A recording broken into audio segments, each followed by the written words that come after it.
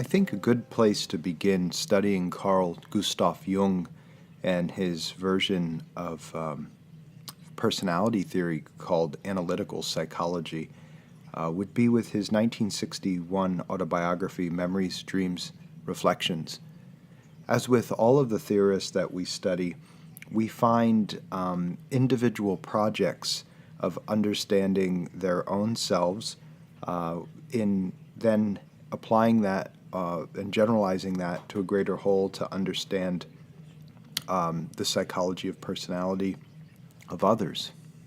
So let's begin with a brief biographical sketch of Jung, some of the highlights of his formative years, his childhood, and hopefully that will give us some texture to how he came about developing his theory, his analytical psychology.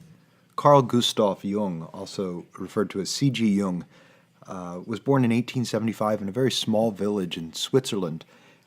Jung's family was strongly Protestant. This is a very Protestant Swiss family. There were no fewer than 9 Protestant clergymen in Jung's family. He grew up around the classics, around the Protestant faith, and he was very much attracted to mythology and a certain mysticism. And Switzerland holds this mysticism. There's a certain ancient, Jung called it a voodoo. There's a lot of witchcraft and voodoo in Switzerland, ancient times that are present in the Swiss culture. And Jung was steeped in this, and he was attracted to this. He was also describing in his biography a very tumultuous childhood.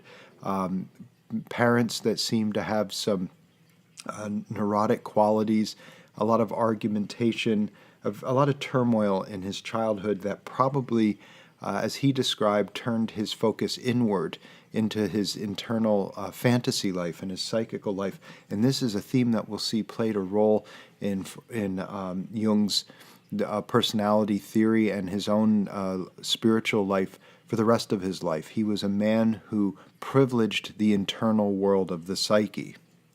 Jung described his father as being a kind and tolerant individual, but Jung saw him as a weak individual. He contrastingly saw his mother as very powerful, emotionally unstable, and she could behave rather erratically and tyrannically towards the family. Some other biographers have confirmed this, pointing out that Jung's maternal side of the family seemed to have a lot of emotional instability.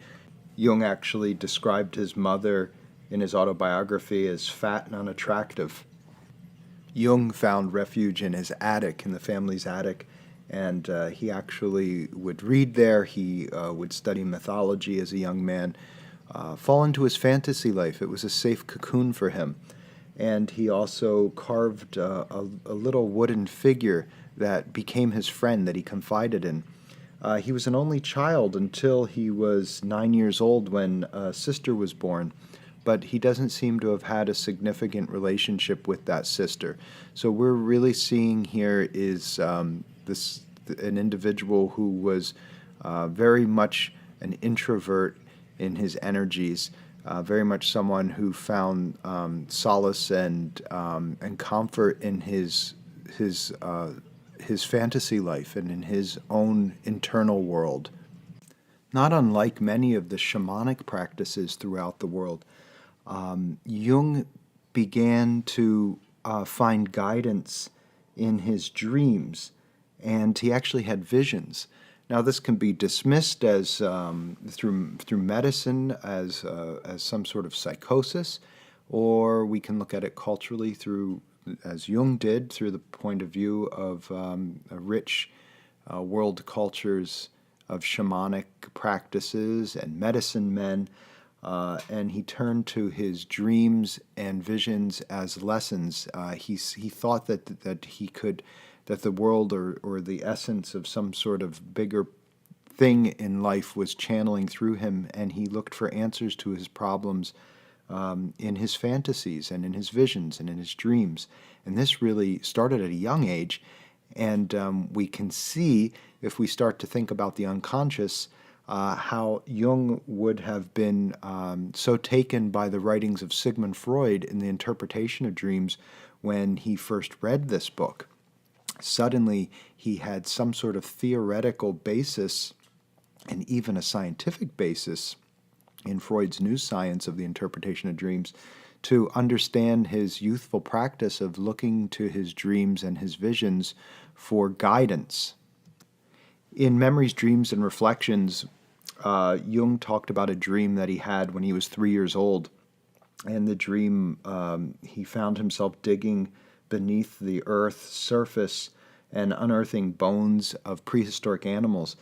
And to Jung, this was the basis of his idea of how to explore the human psyche, how to explore what he'd come to call the unconscious mind, digging beneath the surface.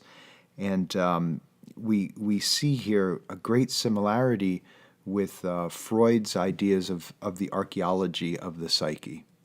Jung did not do particularly well in school. He didn't enjoy classroom settings, and he preferred to remain at home on his own and read what he was interested in. He was an individual who, when he was interested in something, he pursued it like no other would, exclusively and passionately and with great rigor.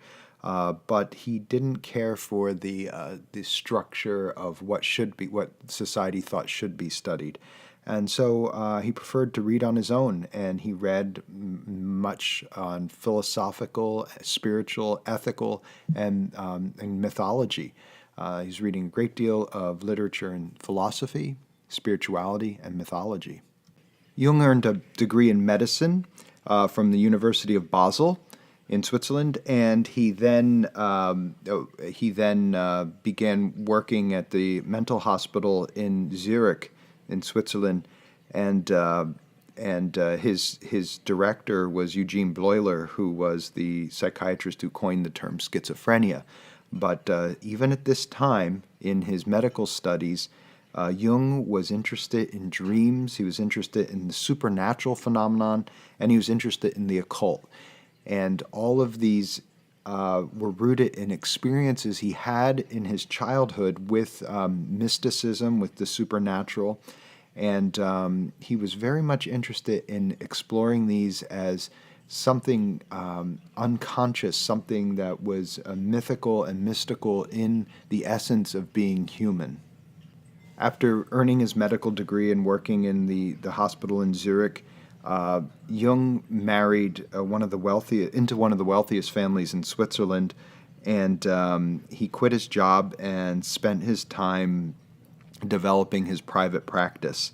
And this really afforded Jung the ability to pursue his own interests in psychiatry and in developing his theory called analytical psychology.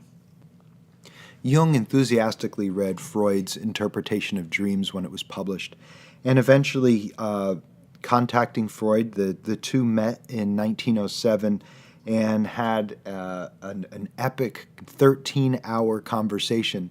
They immediately had a chemistry. Sigmund Freud was 20 years older than Carl Jung. They developed what became a very strong friendship and even a father-son relationship.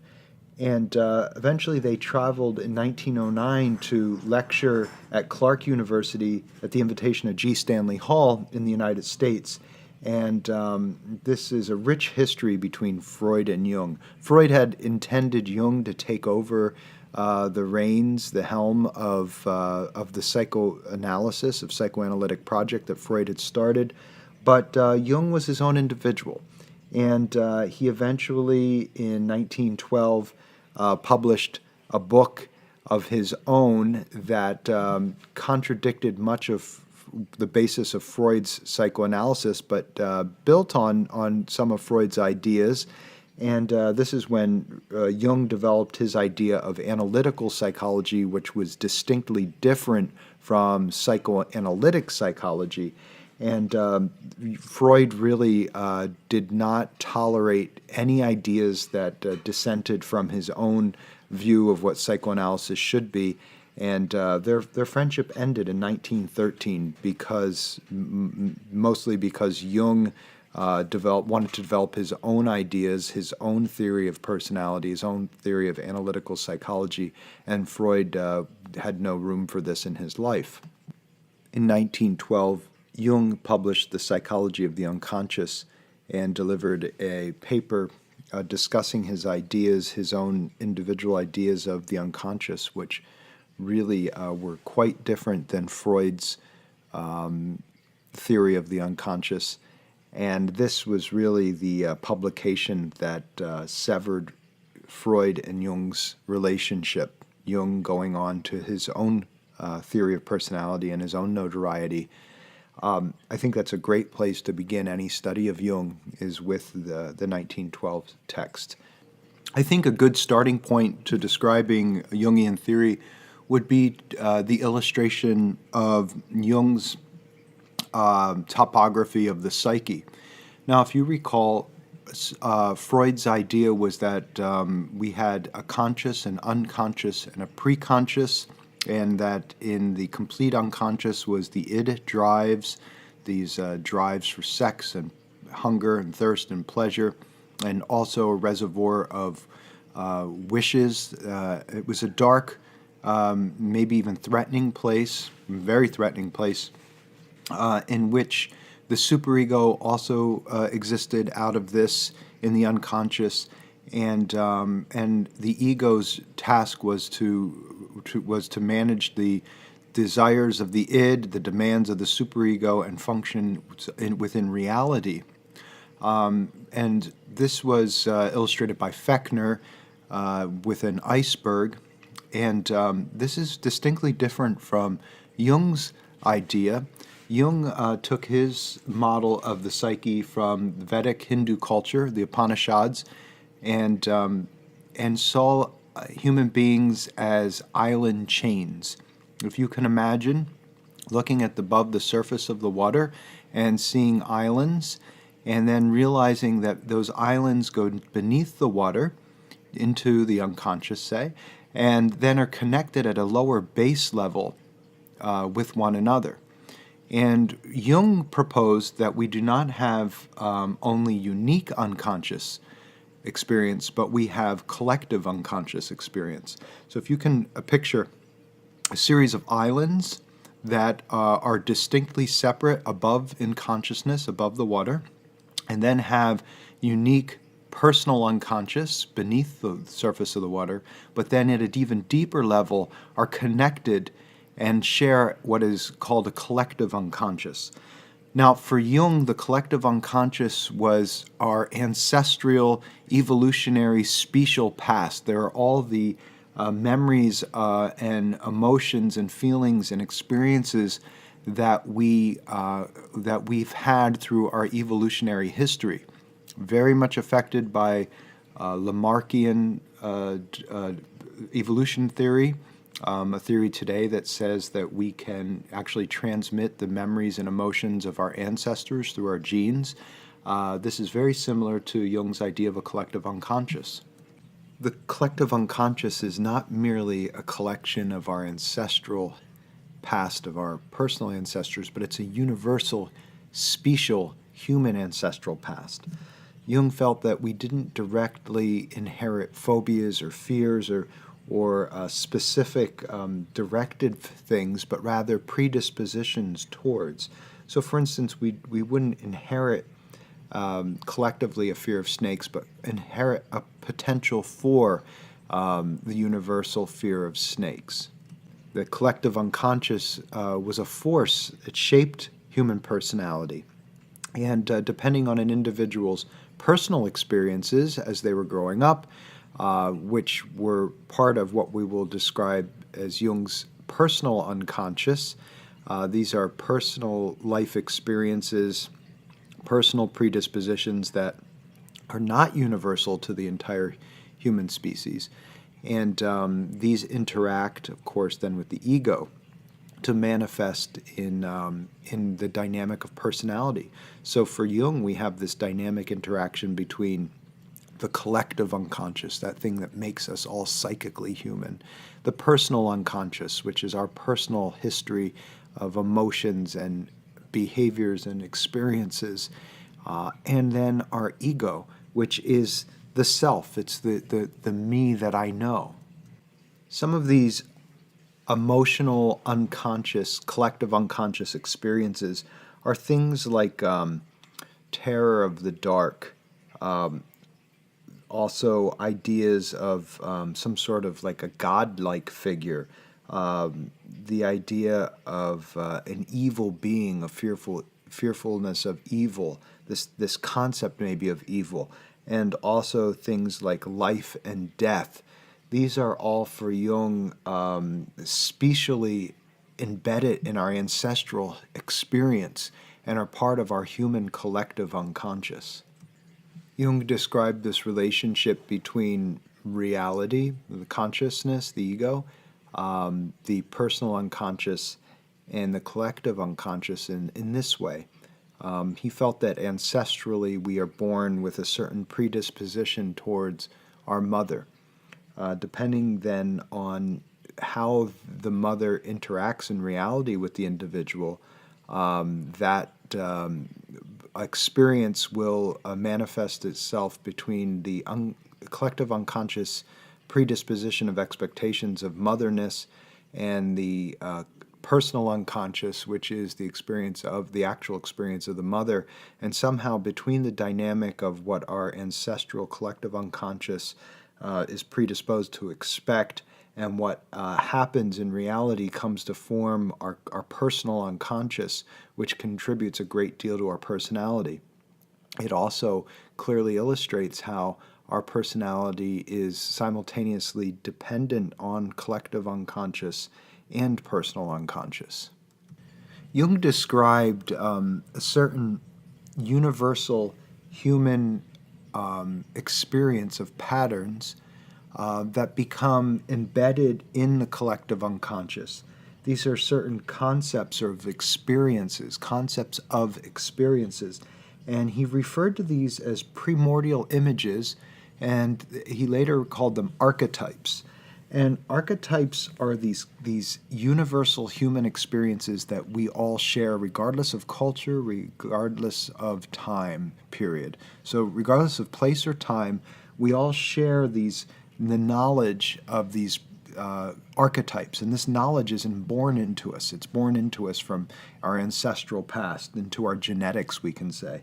And some of these archetypes are ideas like the mother or motherness, father and fatherness, the hero, the child, God, death, power, the wise old man. Now, it's often illustrated in looking to literature and film and seeing the archetypes that exist in stories and narratives.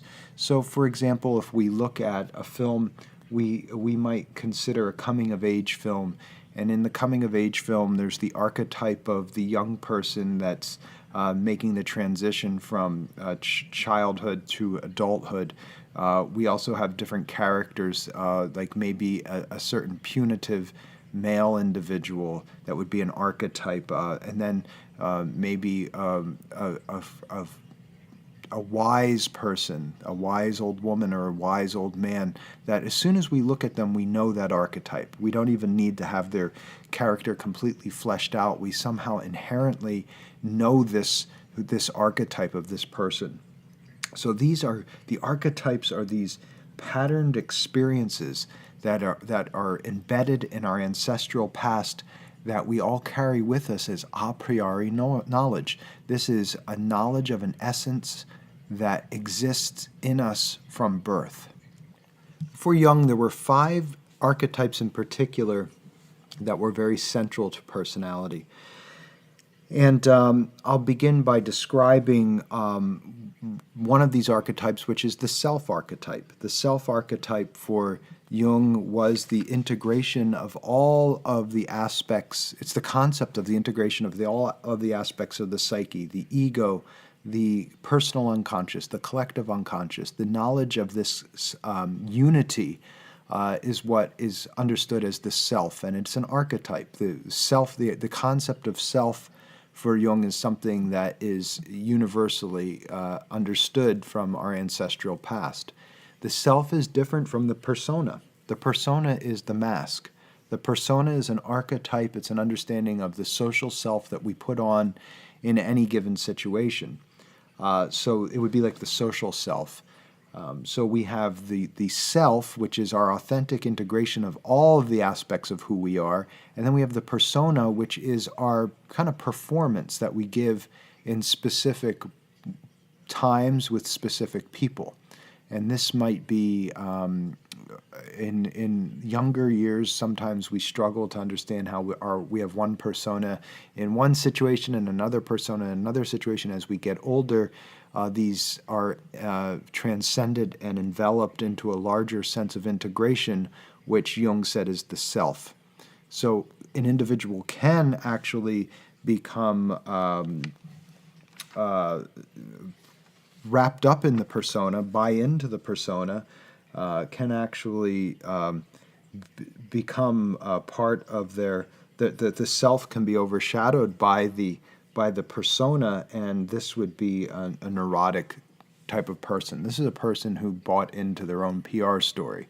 So this is the individual who is actually alienated from their true self, and has become centralized around their persona, around their mask.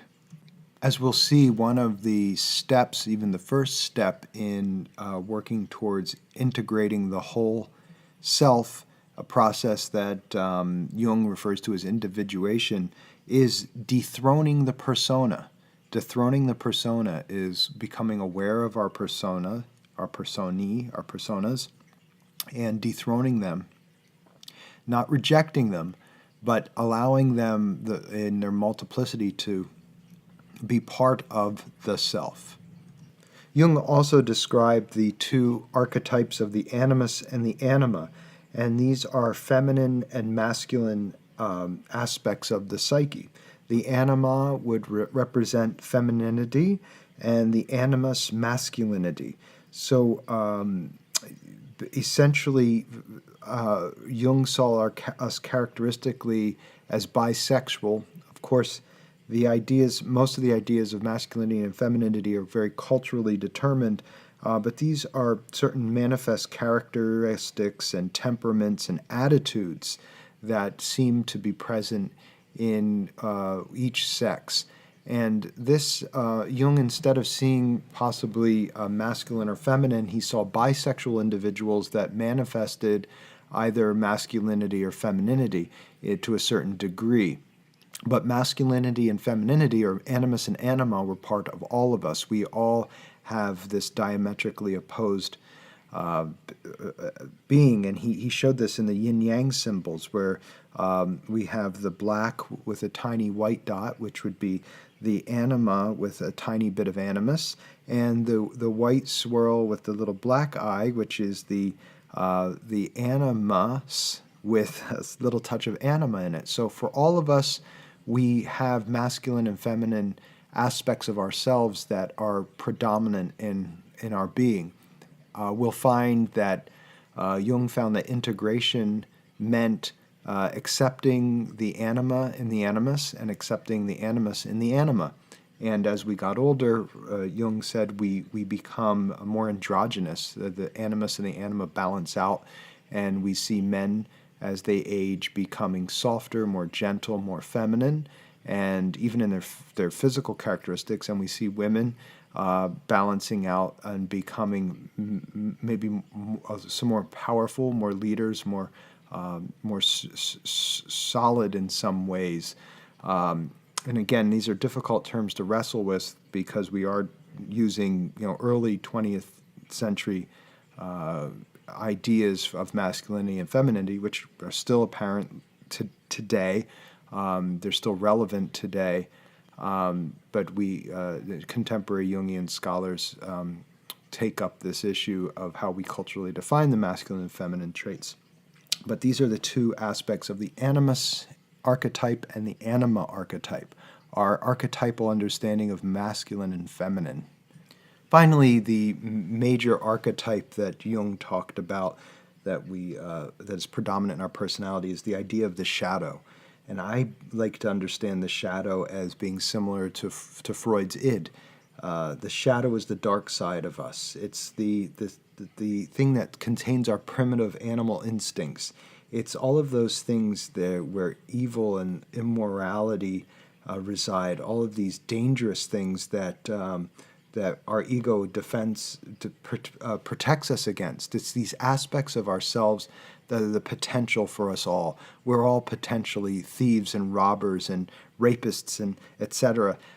We all have the potential of this. This is the shadow side of us.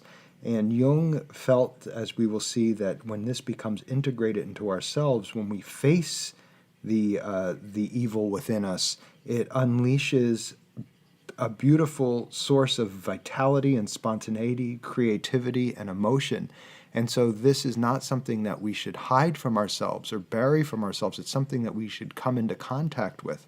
And in so doing, in so acknowledging this aspect, the shadow in ourselves, it frees us from having to defend against it. We accept that it's there, we acknowledge that it's there, and it becomes a wellspring of creative and spontaneous life.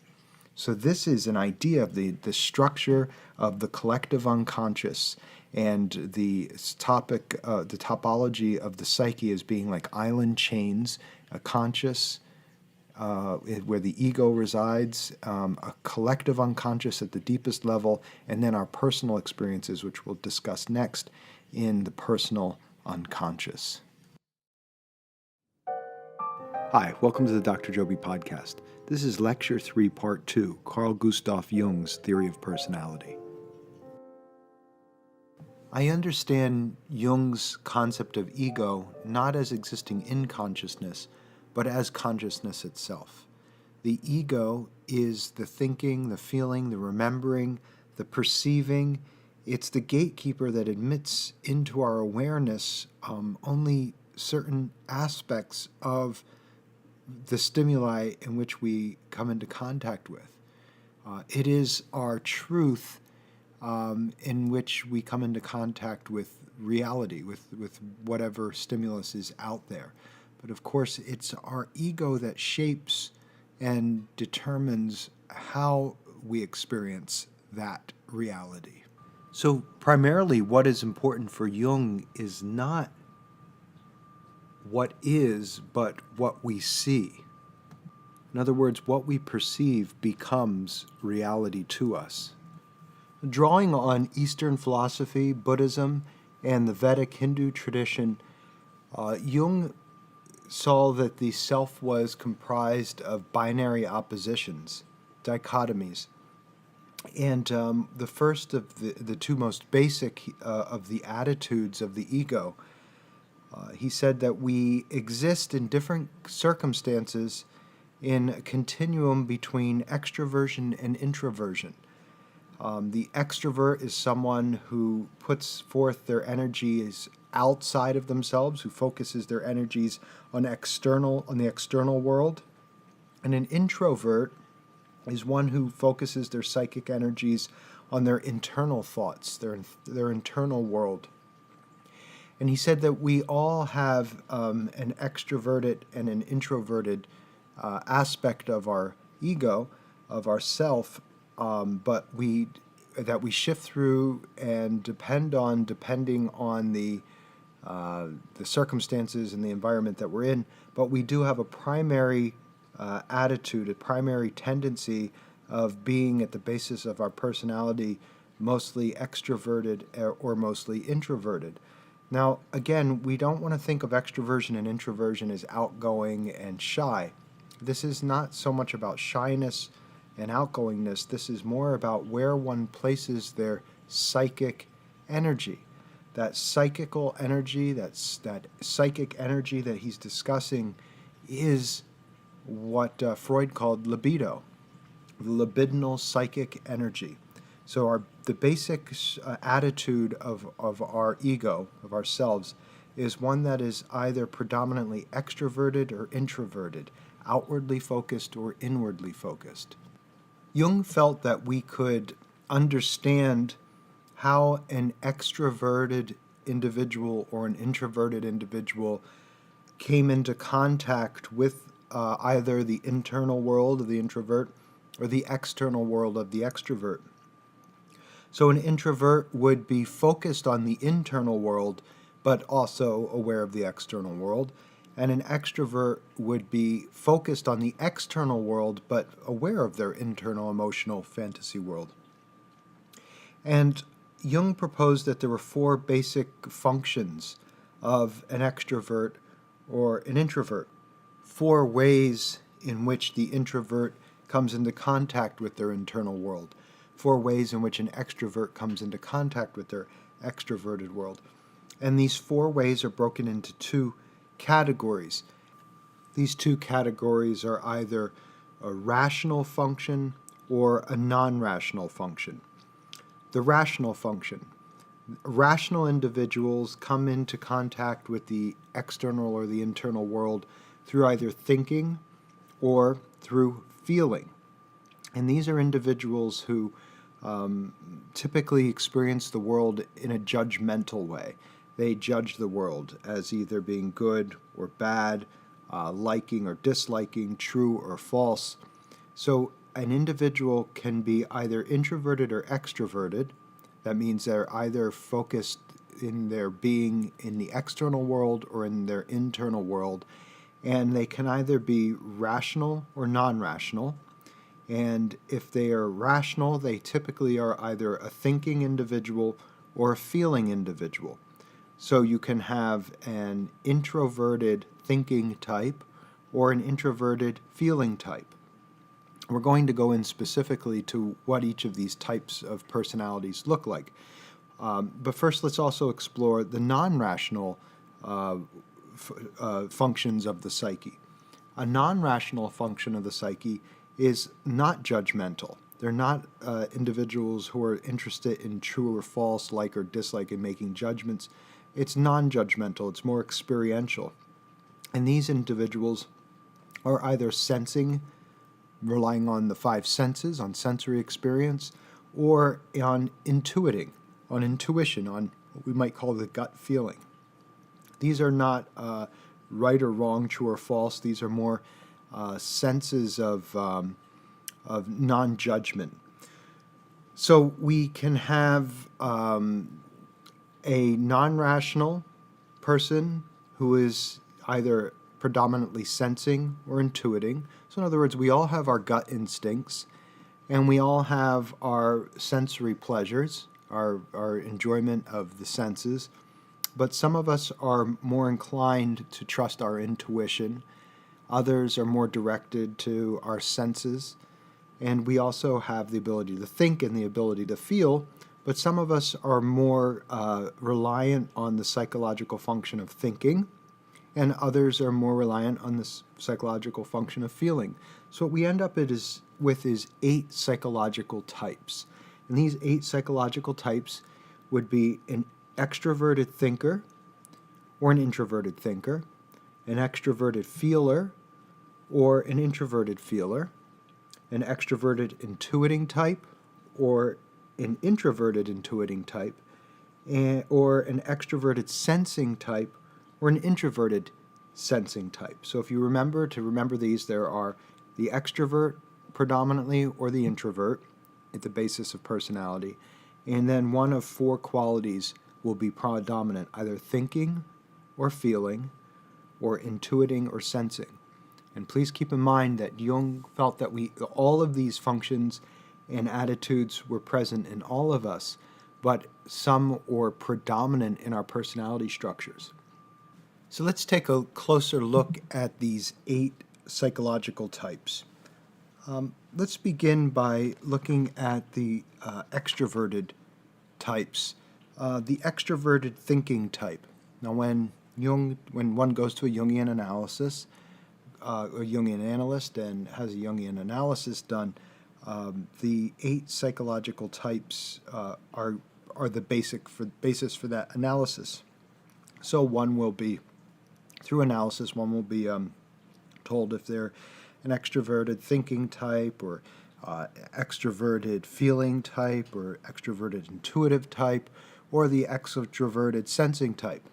So let's look at these four personality types first, the extroverted type. So the first type would be extroverted thinking type. So this is someone who is outwardly focused, an action-oriented individual, and also is focused on thinking. These individuals tend to make good scientists, and they're often perceived as being very rigid and cold, dogmatic in their thoughts and opinions.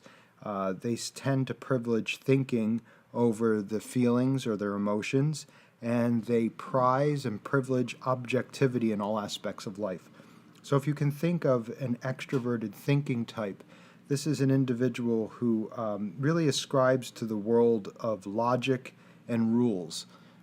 If you can think of someone in your life that this fits the bill for describing their personality, this is an individual who is interested in the objective truth, in what's true, what's real, is somewhat rigid and dogmatic in these opinions, and base their opinions on more empirical, objective methods.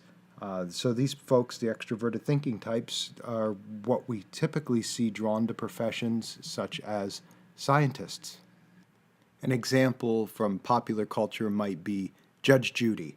Judge Judy is an extroverted thinking type. She sticks to the objective thoughts and facts, and she is not so interested in feelings or emotions. So that is the extroverted thinking type of personality for Carl Jung. We turn now to the extroverted feeling type. The extroverted feeling type is someone who is focusing their energies outwardly. They're extroverted, but they are primarily interested in emotional experiences, in their feelings. This is what informs them about the world. They tend, according to Jung, to cling to traditional values. They're more conservative in their values. They are also able to make friends very easily. They're emotionally responsive. They're sociable. They're very sensitive to the opinion and expectation of others. And perhaps this is an individual from popular culture that we could see as someone such as Elton John or Oprah Winfrey. These are individuals that are outwardly, socially very warm, very easily approachable. They are also very sensitive to the opinions of others, and tend to be primarily informed of the world through how they feel, through their emotions. Extroverted sensing types are not only outwardly focused, but they're very in tune and aware of their sensory experiences. These individuals make very good dancers, professional dancers, ballet dancers, and modern dancers. These are individuals who are very engaged in their in the physical world. They enjoy pleasure and happiness through their senses, the way the sensory experience occurs. These are individuals who are adaptable to different kinds of people and changing situations, and they tend to be outgoing and enjoy the physical aspects of life. An example of an extroverted sensing type person could be possibly Bill Clinton. The extroverted intuitive type is someone who is externally, outwardly focused with their energies. They're outgoing, but they are also very aware of their intuitive sense, their gut feelings. These are individuals who typically are good in politics and are good in business. They're great at identifying and exploiting opportunities. They may even be considered to be opportunistic in many ways. These are individuals that are attracted to new ideas. They're creative. They also tend to inspire others to have great achievements. And they are very changeable. They often move from one venture to another, and they make decisions based on their gut hunches. An individual in the popular individual might be Ellen DeGeneres, who would be and extroverted intuiting type. And now those are the four extroverted personality types: the extroverted thinking type, extroverted feeling type, extroverted sensing type, and the extroverted intuiting type. Let's turn now to the introverted types. The introverted thinking type is someone who doesn't get along so well with others, and they have difficulty communicating ideas. These individuals are often focused on their thoughts rather than on their feelings, and they don't have very good practical judgment.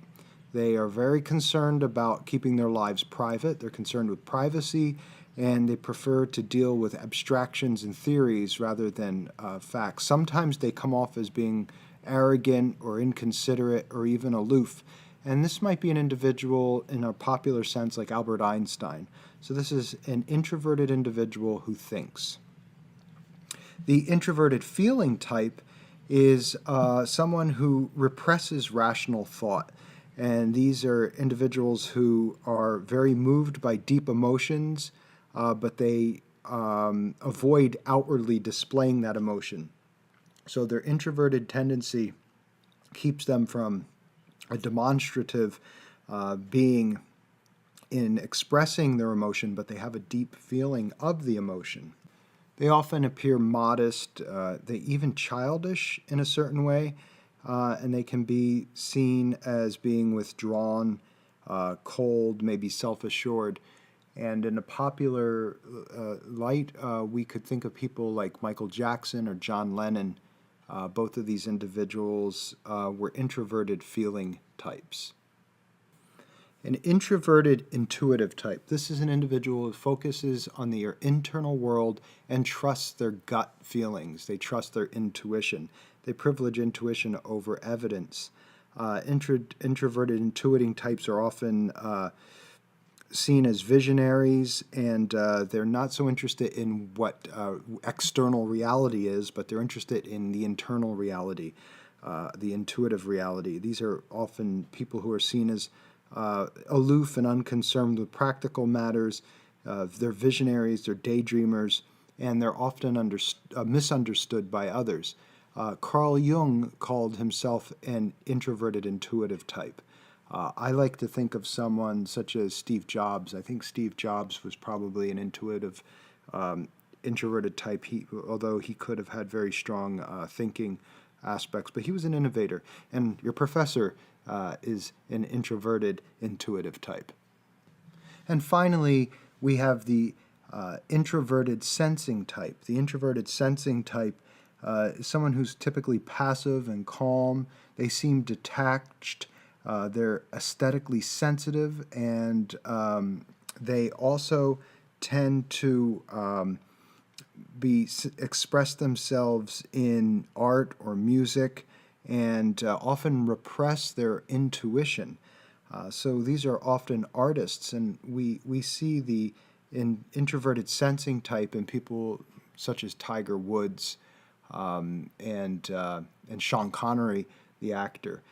So these are the four basic personality types that are introverted: the introverted thinking type, introverted feeling type, introverted intuiting type, and the introverted sensing type. If you're interested in taking a test online to get an idea of your own personality type, you can explore the Myers-Briggs Type Indicator, and there are online some fun ones to take. I wouldn't trust them to be valid or reliable, but it'll give you a pretty good idea, and at least in my experience, they have been accurate. The one that I'm including a link to in the sidebar here, you'll see is an online version of the Myers-Briggs Type Indicator. The real Myers-Briggs, you'd have to go to a professional to take. But this one online, for me at least, it was very, very accurate. The Myers-Briggs Type Indicator, the MBTI, will tell you your basic introverted and extroverted thinking, feeling, intuiting, or sensing type, and it also gives a few other, few added dimensions to this based on feeling and judging and thinking. So you want to look at those letters, and then you'll be able to find a key, or look into the whether or not you are the extroverted or introverted and thinking, feeling, intuiting, or sensing type, and then just look back to Jung's description. So that's the Myers-Briggs type indicator, and you usually see this indicated by 4 letters that describe the personality type. So we have looked at the ego, its attitudes, its functions, and we previously had looked at the collective unconscious and the archetypes, the primordial images, and finally, for this section of our lecture, let's have a little discussion of the personal unconscious. Again, the personal unconscious is our own individual unconscious, the reservoir of our own experiences and memories and emotions and things that are suppressed and repressed. And in the personal unconscious, these are things that influence us in our behavior presently, and also things that have happened in the past. So this is how our personal past influences our personal present. There are certain patterns of emotions and memories and perceptions and wishes that are typically unconscious to us, but they can be made conscious. And Jung referred to these as complexes. And there's patterns of emotions, there's patterns of perceptions, patterns of memories, patterns of wishes that are unique to each of us. And the complex is focused around some orientation, and the orientation is the thing which we are guided towards. So for Jung, an orientation or a complex could be power. So some individuals, their personal unconscious is organized around a complex of power. What they're interested in achieving in any endeavor that they take place in is power or perfection. We can have a personal unconscious, we can have a complex of kindness or helpfulness, rescuer, things of this nature. So a complex is whatever that thing is that all our memories, our perceptions, and our emotions are patterned around. It's a central theme. And going through a Jungian analysis, you would actually come to discover complexes, what that orienting complex is in your life. So the process of a Jungian analysis is very interesting in itself, with the goal of transcendence and individuation, and we're going to be talking about that in part 3 of lecture 3.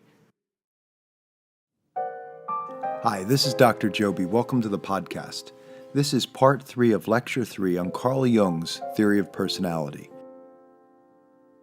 Concluding our introduction to Carl Gustav Jung's theory of analytical psychology, I would like to explore some concepts that are rather interesting and definitely essential to Carl Jung.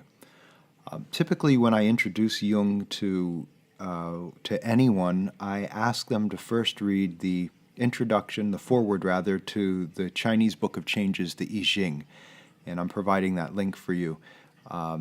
This, to me, is a great example of Jung's approach to life, to living, and to his form of psychotherapy, which is analytical psychology. Jung often used the ancient Chinese Book of Changes, the I Ching, as a form of psychotherapy with his patients and guiding light in his own life. And to use this book is to understand some of the major concepts of psychoanalysis and Jung.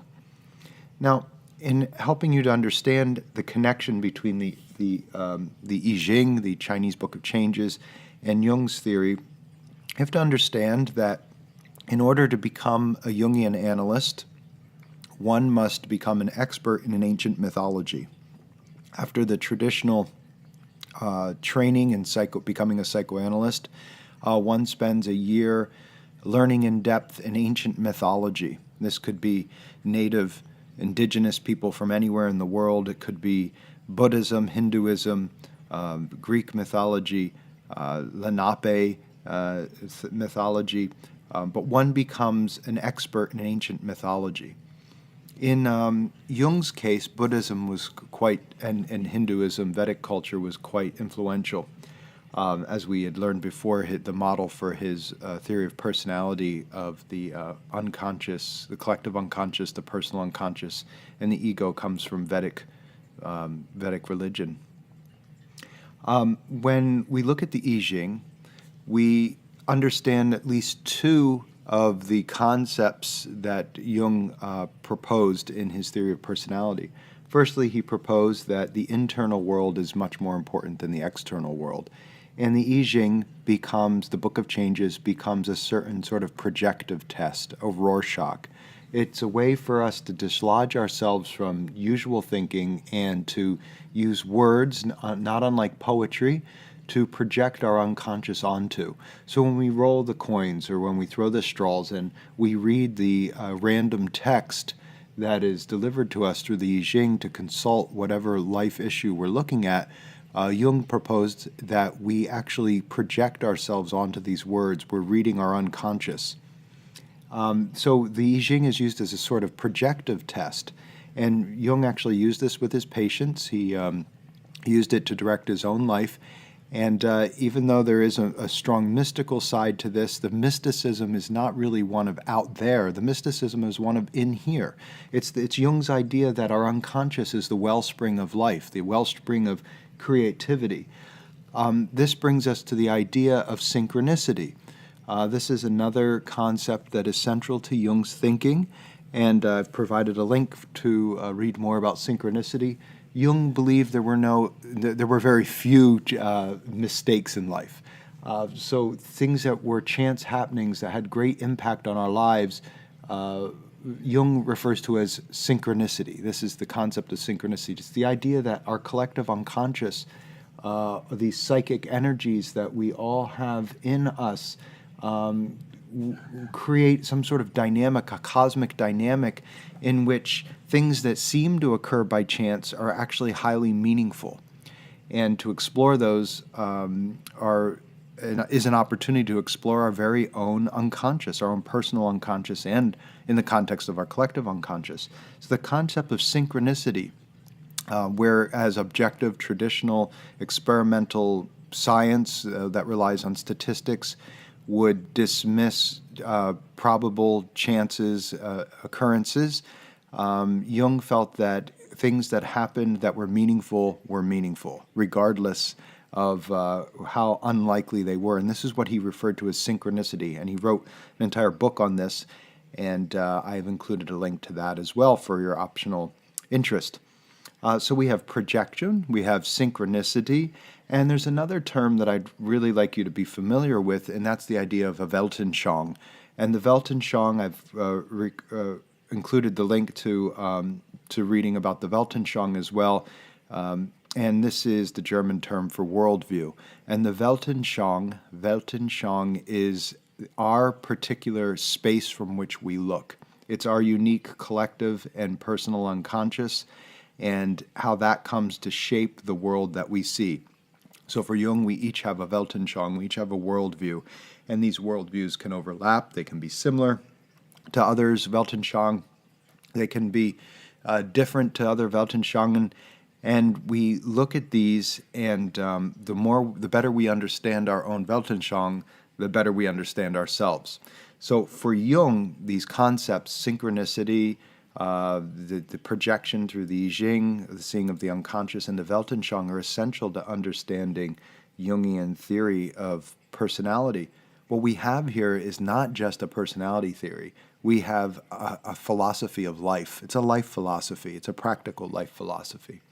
Now, I've spoken about the wellspring, the unconscious as the wellspring of life, of creativity, of vitality.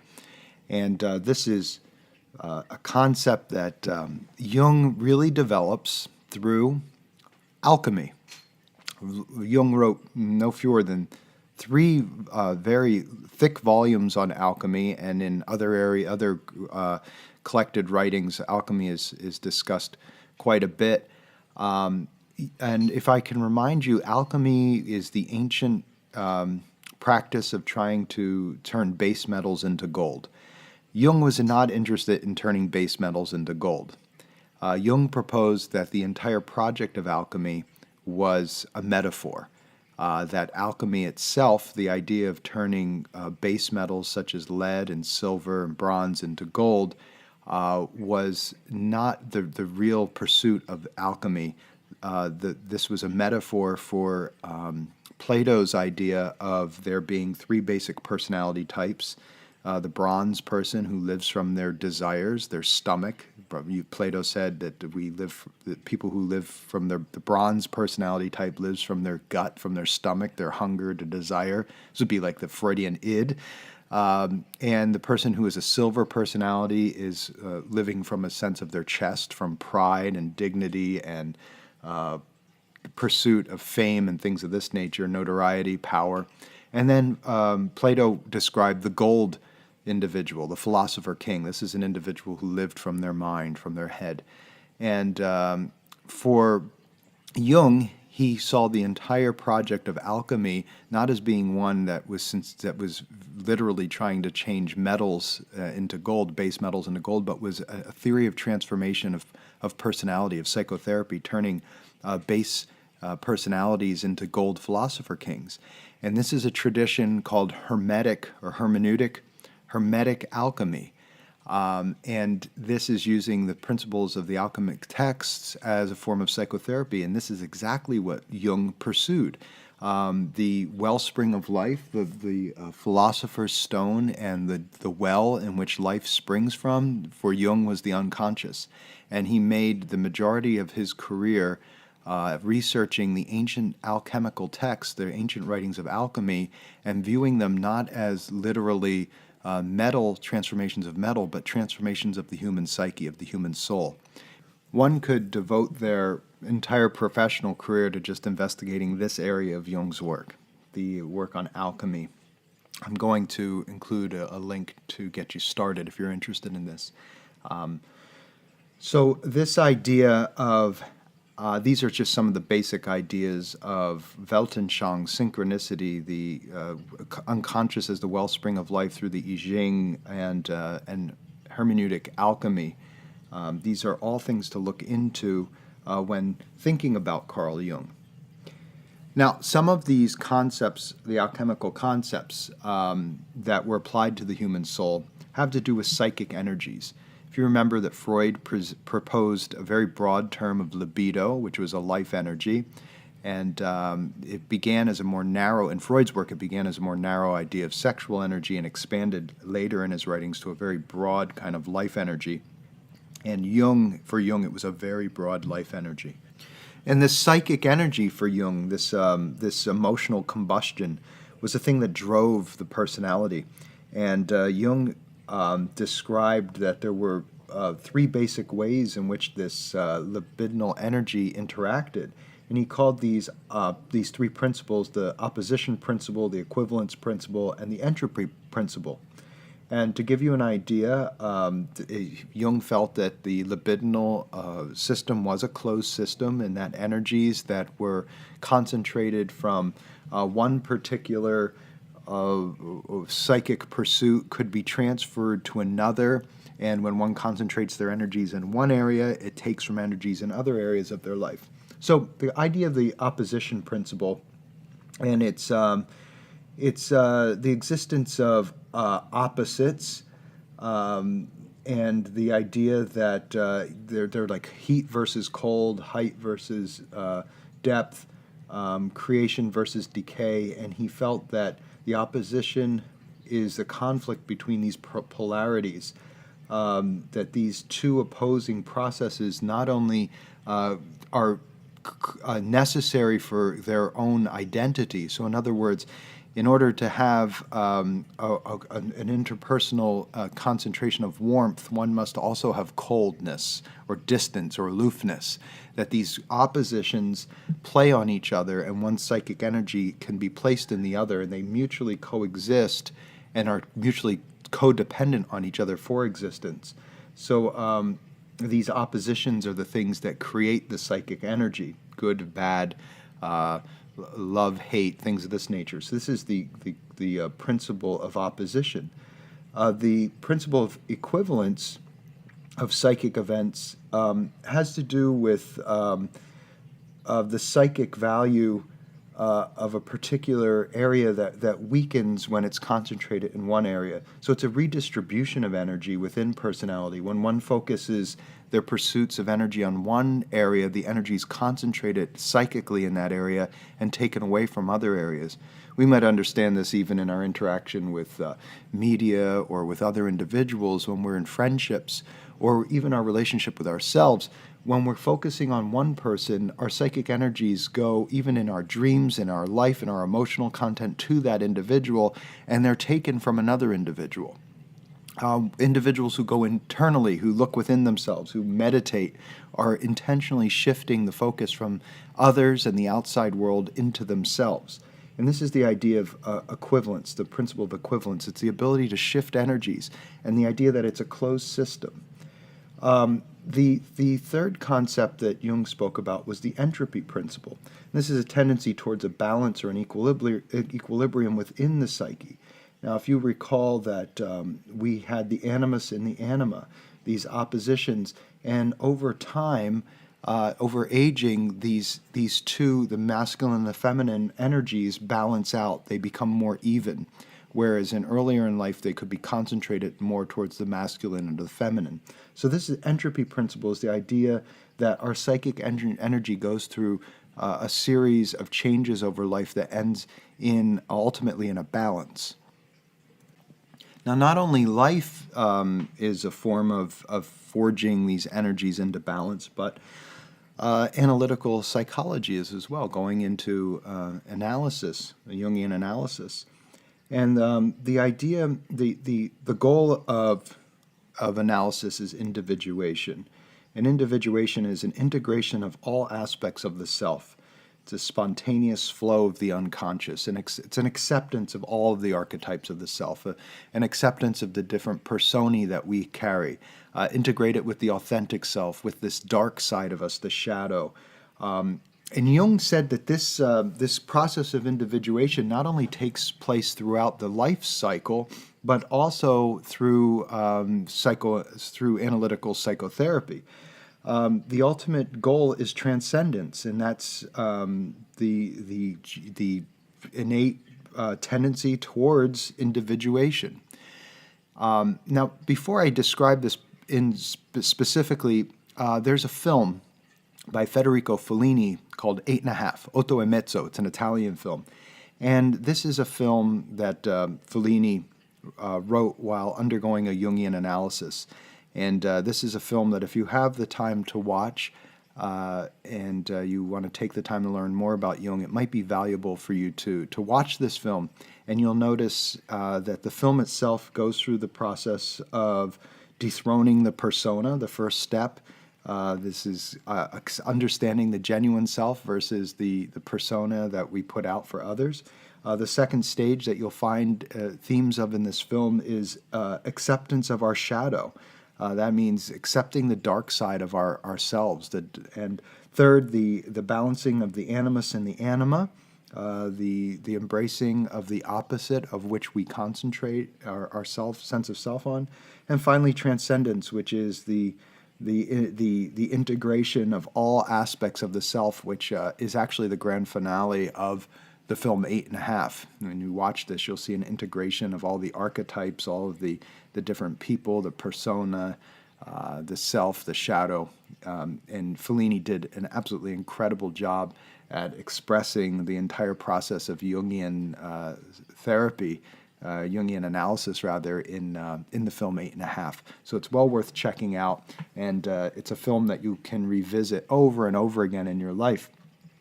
Now, here's the interesting thing about not only Fellini in the film 8.5, but Jung. Jung believed that our personality development really started, let me say, it kicked in at least. It started at birth, but it really kicks in around the age of 40. Jung likened the life stages to being like a rising sun in the first half of life, and then high noon, which is the midlife, and then the sunset, which is the last part of life. And this would be equal to like childhood, adulthood, middle age, and then old age.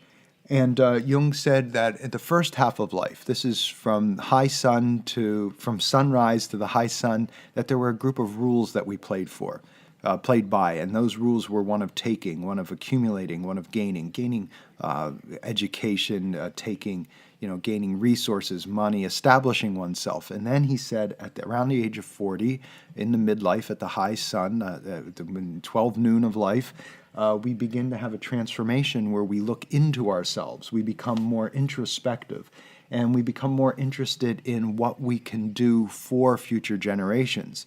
The rules of the first half of life are take. The rules of the second half of life are give.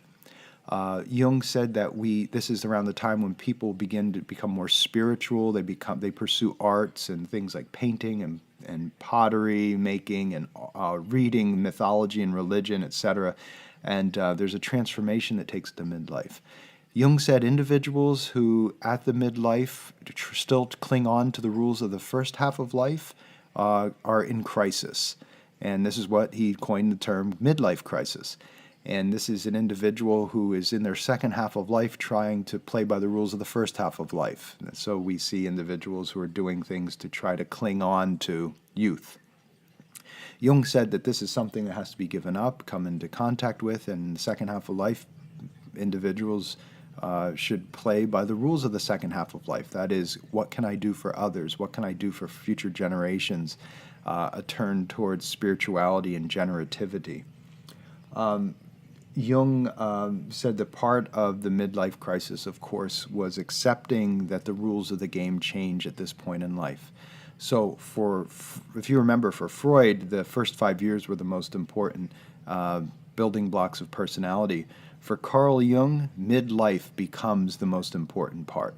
Carl Jung felt that, and one of his famous quotes is that we're only practicing and up until the age of 40, and then we really start doing our personality growth after the age of 40.